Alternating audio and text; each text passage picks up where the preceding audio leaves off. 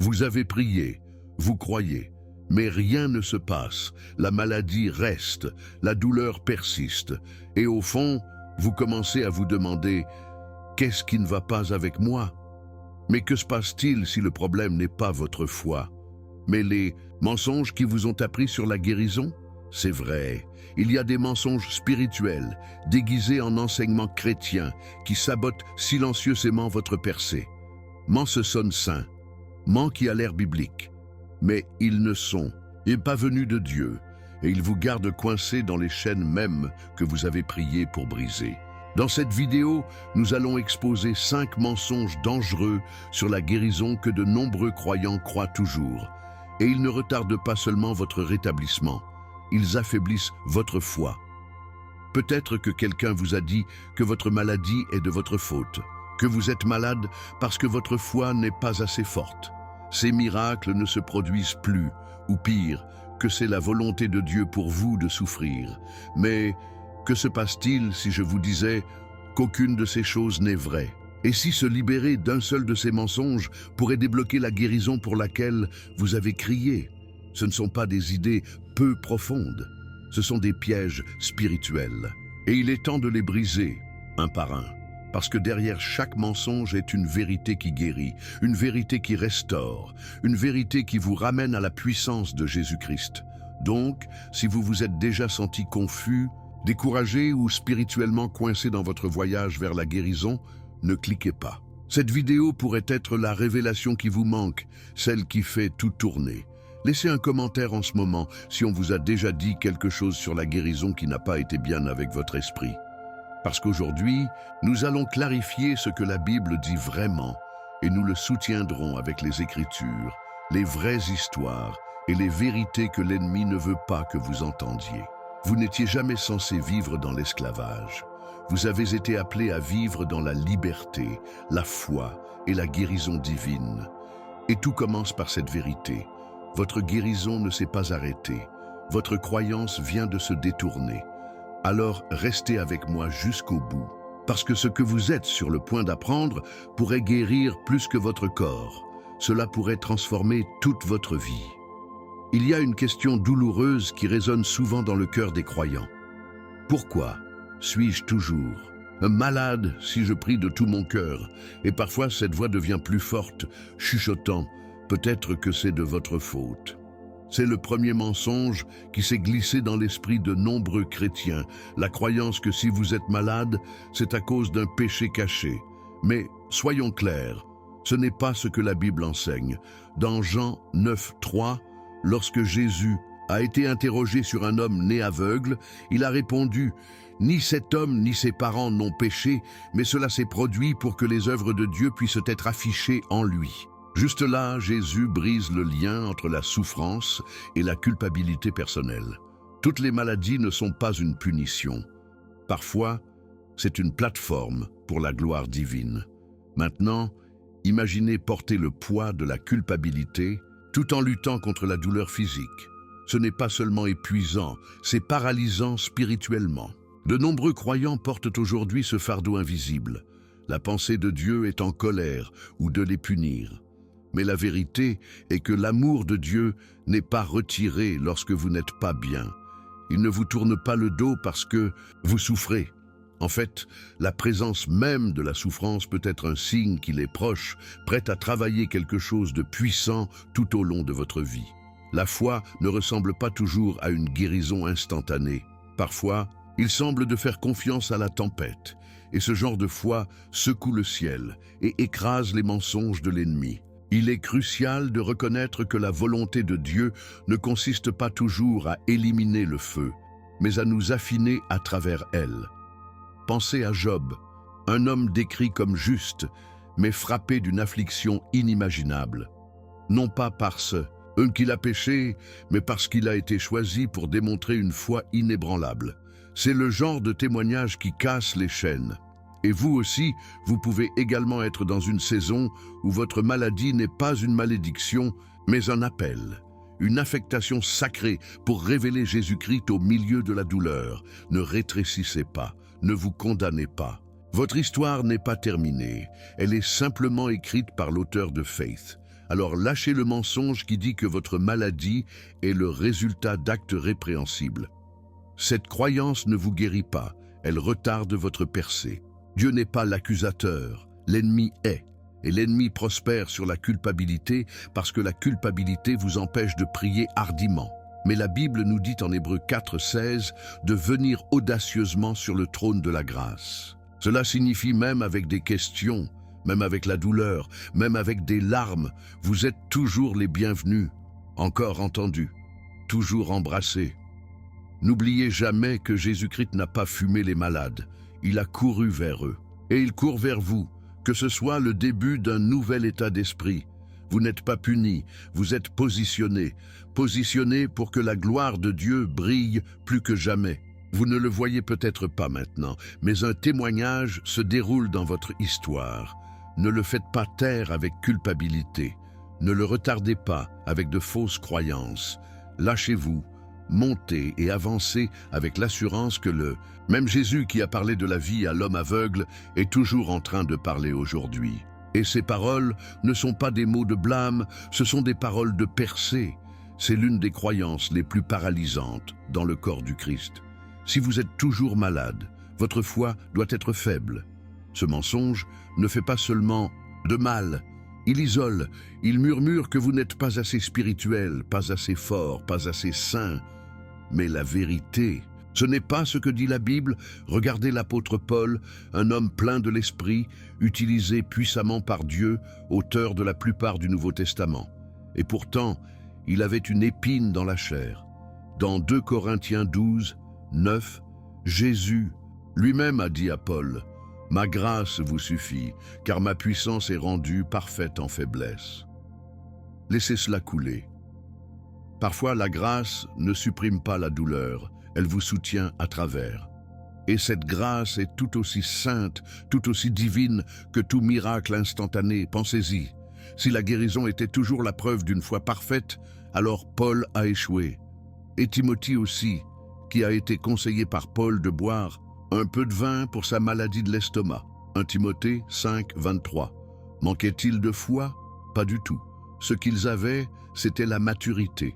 Le genre qui comprend que la foi ne consiste pas toujours à obtenir ce que vous voulez, mais à faire confiance à Dieu, même si vous ne le faites pas. La vraie foi peut regarder la déception et croire toujours. Il peut conserver Jésus-Christ quand la guérison n'est pas encore venue et dire « Même si vous ne le faites pas, je vais toujours adorer. » C'est le genre de foi qui brise les bastions dans les cieux. Il y a des saisons où Dieu guérit instantanément et des saisons quand il marche avec vous à travers la vallée. Les deux sont des actes d'amour. Les deux sont des preuves de sa présence. Mais si vous commencez à croire que votre manque de guérison est une preuve de faible foi, vous commencez à vous retirer. Vous arrêtez de prier avec audace. Vous remettez en question votre valeur.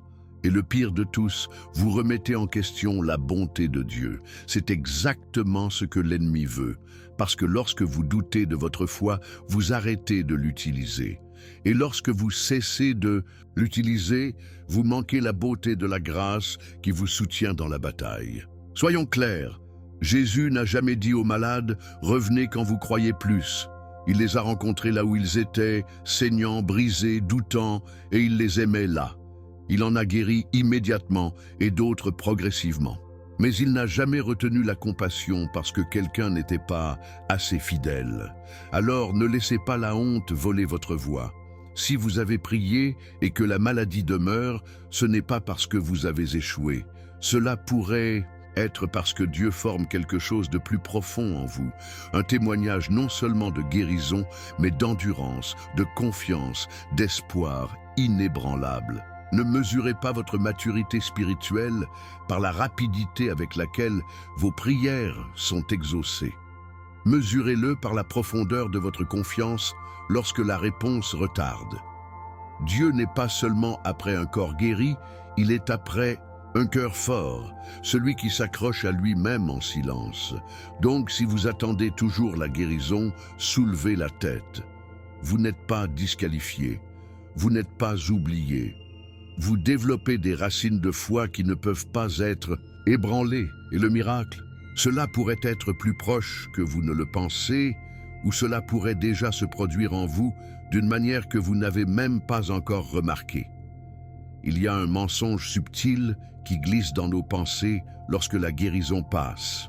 Par la médecine, la chirurgie ou la thérapie, ce n'était pas Dieu, c'était la science. Mais c'est un malentendu de la fonctionnalité du royaume de Dieu. Jacques 1,17 nous dit « Chaque cadeau bon et parfait est d'en haut, descendant du Père des lumières célestes. » Cela signifie chaque bonne chose, que ce soit la sagesse d'un médecin, les compétences d'un chirurgien ou même une pilule qui soulage la douleur, tout repousse à la générosité de Dieu. La science et la foi ne sont pas des ennemis. Lorsque nous les sortons les uns contre les autres, nous diminuons la créativité de celui qui a écrit à la fois l'âme et les cellules. Imaginez ceci. Un enfant reçoit un vaccin vital et il se rétablit.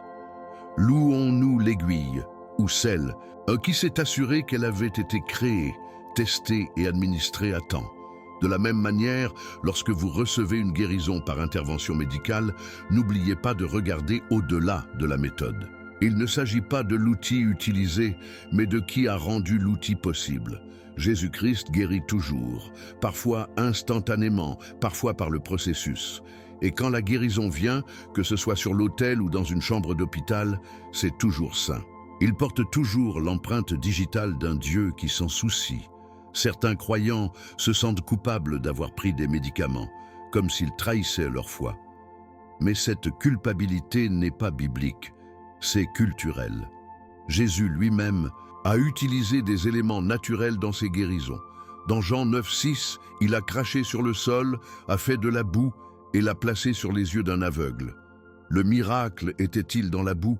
Non, c'était dans l'obéissance, l'acte de foi et la puissance de Dieu se déplaçant à travers un élément terrestre. C'est ce qu'est la médecine, un élément terrestre touché par la sagesse céleste. Ne le rejetez pas, reconnaissez de qui il vient finalement. Lorsque nous rejetons l'aide médicale par fierté ou pression, pensant que c'est plus spirituel, de souffrir en silence, nous nous privons des outils que Dieu a pu fournir. La foi ne signifie pas ignorer le physique, cela signifie inviter Dieu dans chaque partie de votre voyage de guérison. La Bible ne dit pas « n'allez pas chez le médecin ». Il dit « faites confiance au Seigneur de tout votre cœur ». Proverbe 3,5. Donc que vous priez avec des mains levées ou couchées dans un lit de récupération, Dieu est toujours le guérisseur. Et ses méthodes sont aussi variées que sa miséricorde. Donc la prochaine fois que la guérison passe par une prescription, une séance de thérapie ou même une procédure chirurgicale, ne vous chuchotez pas en secret. Criez-le dans la foi. Dieu était là, il a guidé les mains, il a donné un aperçu, il est l'auteur de la percée et il mérite la gloire, que ce soit par un miracle dans un instant ou un processus de médecine. La foi ne consiste pas à choisir entre Dieu et la science. Il s'agit de voir la main de Dieu se déplacer à travers tout cela. C'est l'une des tromperies les plus dangereuses de la marche spirituelle. L'idée que la maladie est la volonté de Dieu pour votre vie. Cela semble humble, même spirituel, dire « peut-être que Dieu veut que je reste malade pour une raison ». Mais lorsque nous plongeons dans les Écritures, nous trouvons une image très différente du cœur de Dieu. Dans Jérémie 29,11, il déclare « Car je connais les plans que j'ai pour vous, prévois de vous prospérer et de ne pas vous nuire, prévois de vous donner de l'espoir et un avenir. » Nulle part dans cette promesse, la maladie n'est célébrée comme un désir divin.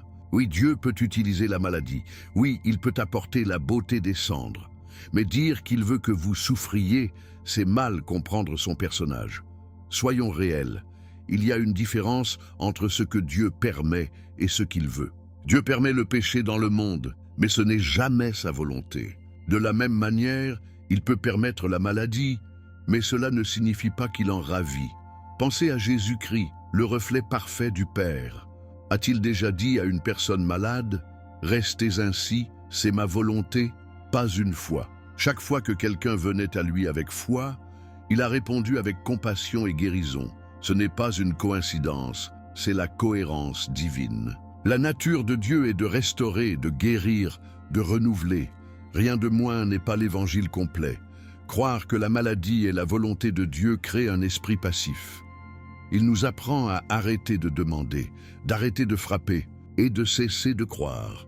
Et pourtant, Jésus a dit le contraire. Demandez et il vous sera donné. Cherchez et vous trouverez. Frappez et la porte vous sera ouverte.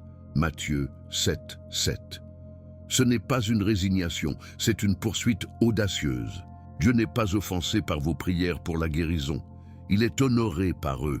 Votre foi ne le fait pas pression, cela l'invite. Et lorsque vous continuez à croire, même lorsque les réponses retardent, vous alignez votre cœur avec ses promesses, pas votre douleur. Maintenant, cela ne signifie pas que la guérison vient toujours immédiatement. Nous vivons dans un monde brisé et la guérison peut être complexe. Mais la foi ne veut pas dire que vous n'êtes pas malade. Cela signifie confiance que votre maladie n'est pas le dernier mot. La foi dit, même si j'attends toujours, je sais que le cœur de mon Père est pour mon bien. Et dans cet espace entre la prière et la promesse, Dieu bouge dans notre état d'esprit, dans notre esprit et parfois même dans notre corps. Ne rendez pas vos attentes à un mensonge déguisé en fausse humilité. Donc, si on vous a dit que votre maladie est votre destin divin, il est temps de rompre cet accord. Dieu n'est pas l'auteur de la confusion, du tourment ou de la décomposition. Il est le donneur de la vie. Et bien qu'il puisse utiliser une tempête pour apporter une révélation, il ne se réjouit jamais de votre douleur. Choisissez aujourd'hui pour croire en un Dieu qui restaure, non seulement dans l'éternité, mais dans l'ici et maintenant. Et comme vous recommencez à espérer, attendez-vous à nouveau et croyez à nouveau.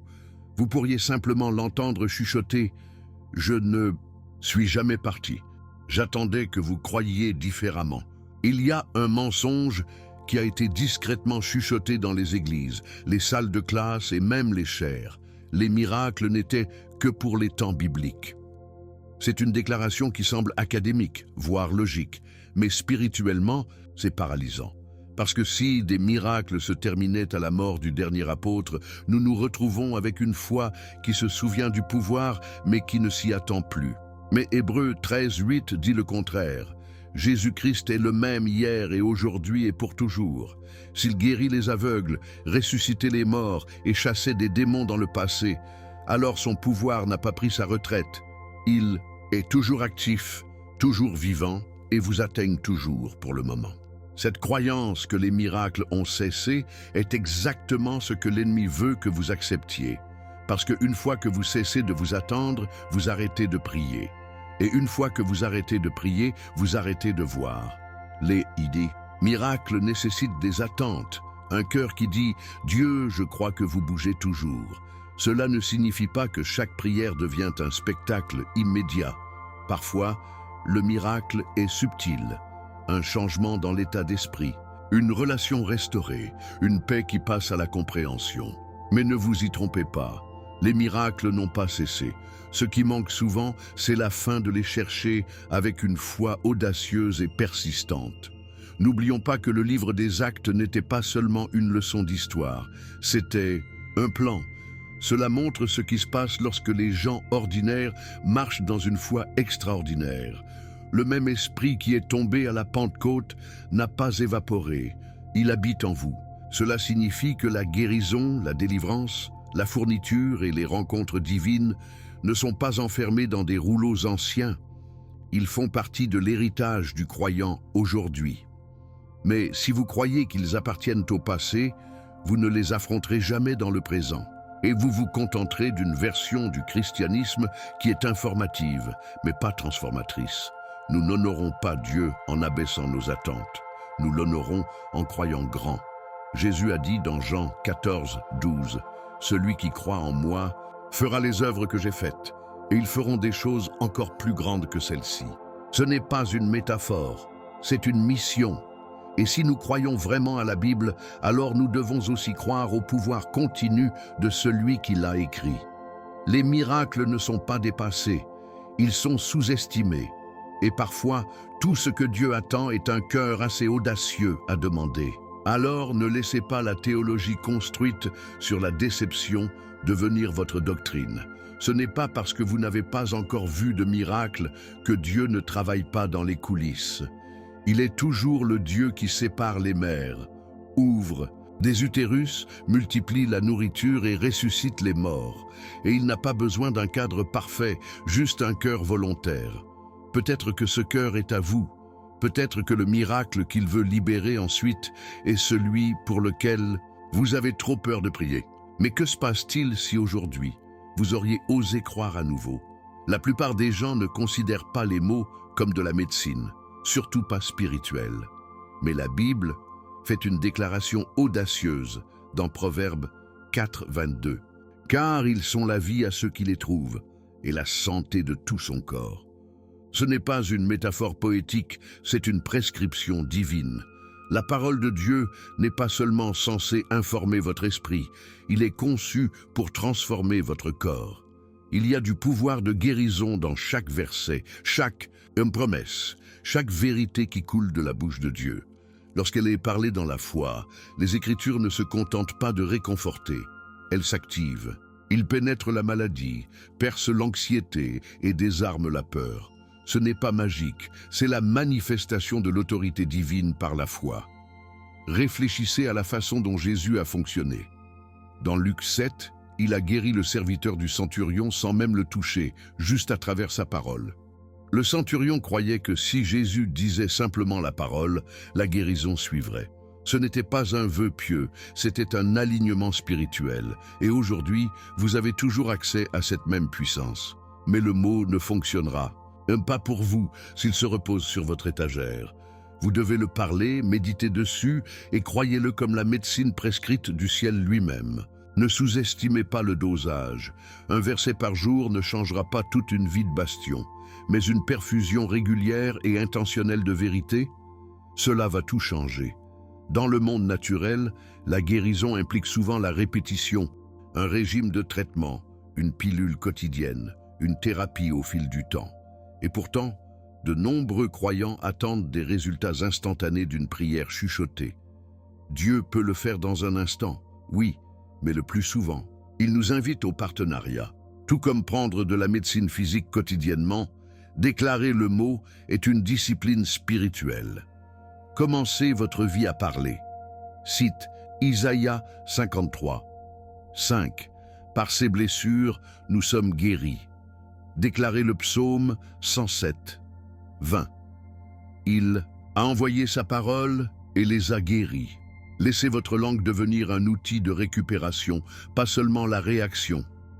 La guérison peut commencer par la foi, mais elle grandit avec cohérence. Et ne limitez pas cela à la maladie physique. Le mot est également un remède contre les blessures émotionnelles, le tourment mental et la confusion spirituelle. C'est une thérapie pour l'âme et la chirurgie du cœur. Lorsque l'anxiété vous saisit, répétez Philippiens 4, 6, 7. Lorsque la dépression pousse, courez vers le psaume 34, 18. Lorsque votre esprit est dispersé, accrochez-vous à Ésaïe 26, 3. Ces versets ne sont pas seulement réconfortants, ils sont conflictuels contre les mensonges de l'obscurité. Ils parlent la foi où la peur a construit une forteresse. Et au fil du temps, ils reconstruisent ce que l'ennemi a essayé de détruire.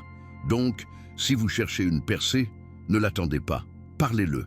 Laissez la Bible devenir votre ordonnance. Prenez-le matin, midi et nuit, écrivez-le, parlez-le, chantez-le, croyez-le. Parce que plus le mot sème sa vie, plus la guérison devient non seulement possible, mais inévitable. Le médicament a déjà été écrit. Il est maintenant temps de le prendre par la foi et de le laisser faire ce que seule la parole de Dieu peut faire. Il y a une dimension de guérison que de nombreux croyants négligent, l'implication des anges. Ce ne sont pas seulement des êtres décoratifs dans des vitraux, ils sont des messagers actifs, affectés et oints de Dieu. Hébreux 1,14 indique clairement: les anges qui servent les esprits pour servir ceux qui hériteront le salut. Cela signifie que si vous êtes un enfant de Dieu, le ciel a déjà envoyé de l'aide. La guérison n'est pas seulement une rencontre en solo entre vous et Dieu, c'est souvent un mouvement coordonné dans le royaume de l'esprit. Et les anges font partie du système de livraison. pas comme des objets d'adoration, mais comme des extensions de la volonté de Dieu. Rappelez-vous l'histoire de Jean 5 sur la piscine de Bethesda. Il dit qu'un ange descendait et remuerait l'eau, et quiconque est intervenu en premier a été guéri. Maintenant, demandez-vous, pourquoi Dieu utiliserait-il un ange pour cela? Parce qu'il n'est pas limité par les méthodes. Parfois, la guérison passe à travers le toucher, parfois à travers le mot, et parfois, oui, à travers le ministère des anges. Ce ne sont pas un ancien folklore, ce sont des agents divins du présent. Et lorsque vous priez dans la foi, vous ne libérez pas seulement des mots dans l'air, vous déclenchez un mouvement dans l'invisible. Il peut y avoir des affectations angéliques qui obtiennent des réponses aux prières que vous n'avez même pas parlé à haute voix. Il y a des croyants qui ont rencontré une paix soudaine, une force inexplicable ou une protection contre les situations mortelles et qui ne réalisent plus tard que cela devait être un ange. Vous n'avez pas à les voir pour croire qu'ils sont actifs, tout comme vous n'avez pas à voir le vent pour ressentir sa puissance. Les anges sont envoyés non pour le spectacle, mais pour le service. Ils aident à guérir, non pas parce que Dieu a besoin d'aide, mais parce qu'il choisit d'opérer en partenariat divin avec le paradis et avec vous. Vos prières de foi s'activent plus que vous ne le savez. Mais voici la clé. Les anges répondent à la parole de Dieu. Psaume 103, 20 dit « Louez le Seigneur, vous ses anges, vous êtes puissants, qui font ses enchères, qui obéissent à sa parole. » Cela signifie que plus vous dites la parole, plus les forces angéliques sont incitées à l'action. Si vous restez silencieux, vous pouvez être entouré de renforts inactifs. Mais lorsque votre bouche devient un canal des Écritures, le ciel bouge. La guérison ne concerne pas seulement la médecine ou l'état d'esprit. Parfois, il s'agit de mouvements divins dans les royaumes que vos yeux ne peuvent pas voir. Alors, priez comme si vos paroles importaient, parce qu'elles le font. Déclarez la guérison comme si vous n'êtes pas seul, parce que vous ne l'êtes pas. Les anges peuvent être en mission autour de vous en ce moment, transportant la présence de Dieu dans chaque chambre d'hôpital, chambre ou champ de bataille auquel vous êtes confrontés. Et bien qu'ils soient invisibles, leur travail est indéniable. Au fur et à mesure que vous parlez la foi, vous pourriez ne pas entendre des ailes, mais vous ressentirez des résultats. Le paradis n'est pas loin, c'est en mouvement, et la guérison pourrait voler directement vers vous. Beaucoup de gens pensent que Dieu veut seulement guérir leur âme, mais la vérité est que son cœur bat pour la guérison de tout votre être.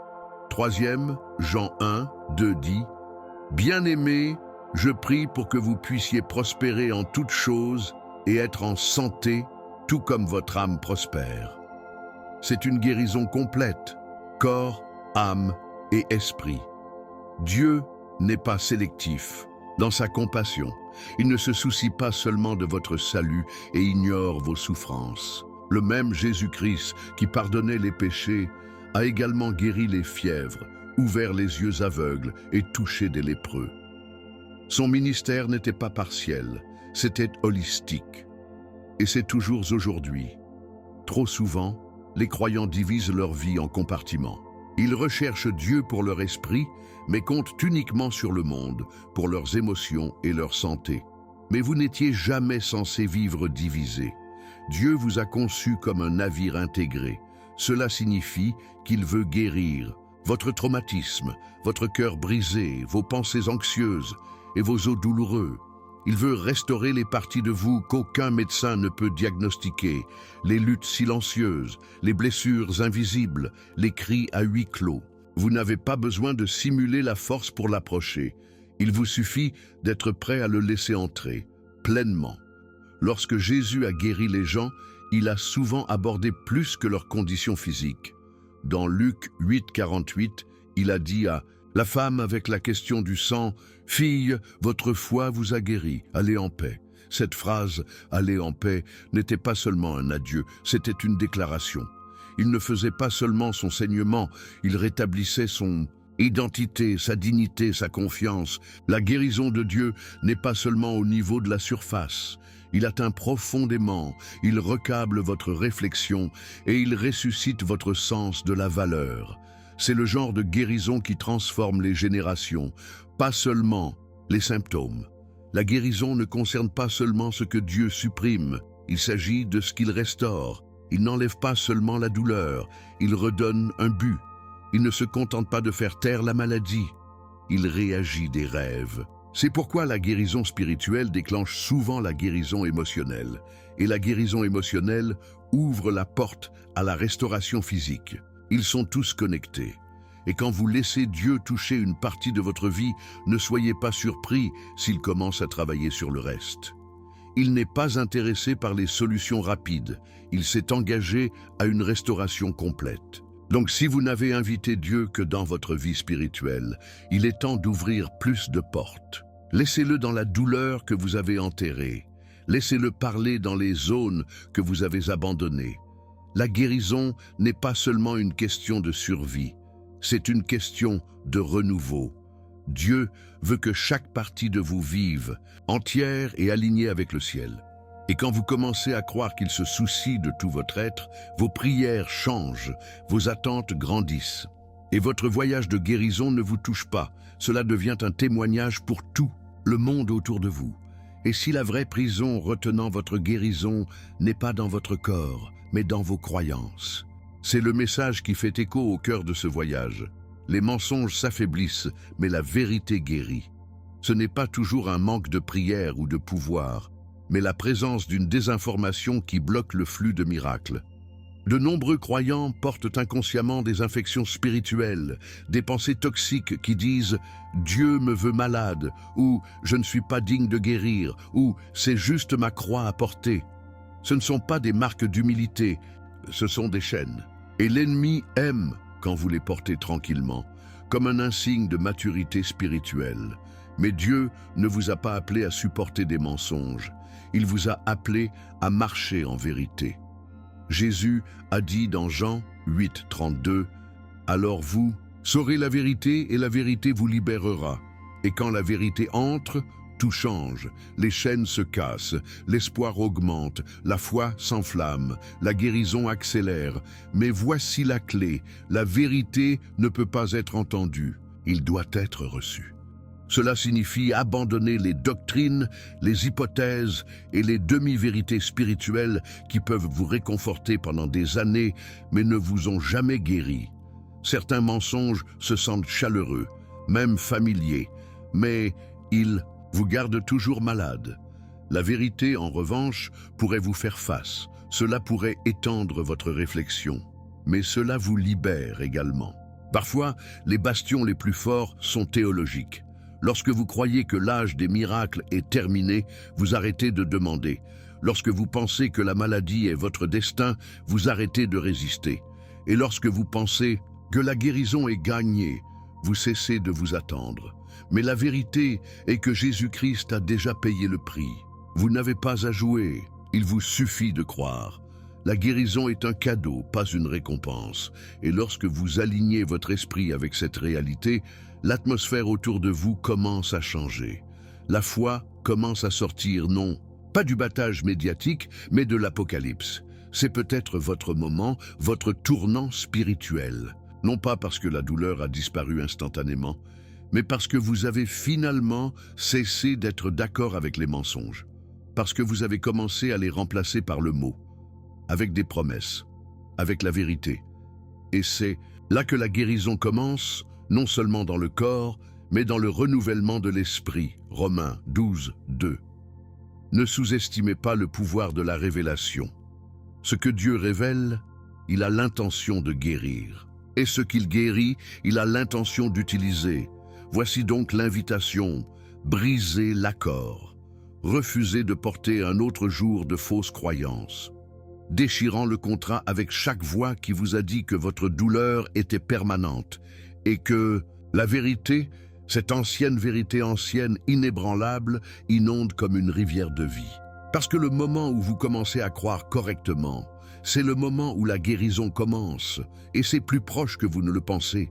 Maintenant que les mensonges ont été exposés, qu'allez-vous faire à ce sujet? Allez-vous Laissez ces fausses croyances continuer à gérer votre vie spirituelle ou êtes-vous prêt à marcher dans la vérité qui guérit? Je veux avoir de vos nouvelles. Lequel de ces 5 mensonges a frappé le plus durement? Avez-vous déjà cru l'un d'eux? Déposez votre expérience dans les commentaires ci-dessous.